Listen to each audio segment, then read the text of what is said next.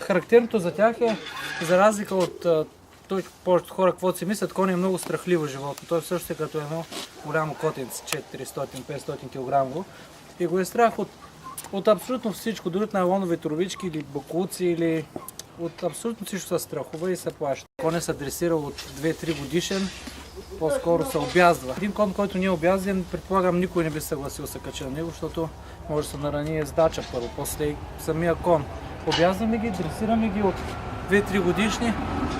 Един кон му се покачва цената, колкото повече изпълнява командите на своя ездач. Примерно Сантяго, този кон, който язих днеска, не ми слуша много моите команди. Аз се измарям, докато му прилагам контрол и неговата цена няма да е много висока. Полагам, за да стане един жокей добър ездач на световно ниво, може би трябва много години от малък. Наши състезатели от нашия клуб, аз виждам, че те се готвят, те ежедневно яздят. Яздят по няколко коня всеки ден, това е 3-4 часа на ден езда, който е много уморително за самия ездач. Не е да стоиш да се водиш, той да върви.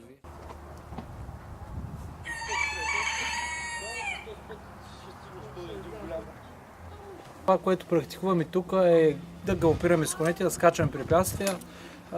Трите вида езда, всъщност те са ходом, от коня върви, тръс и галоп, когато бяга бързо.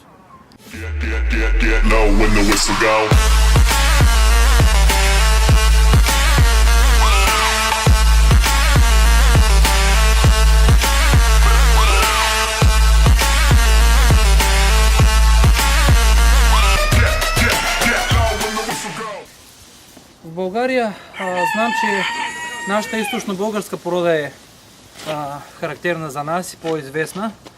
Тук, разбира се, имаме коне английски, белгийски, холандски, предимно такива са конете при нас. Такива като Сантяго, които са, да речем, без родословие, без определена порода, но пък са много послушни и изпълнителни трудолюбиви.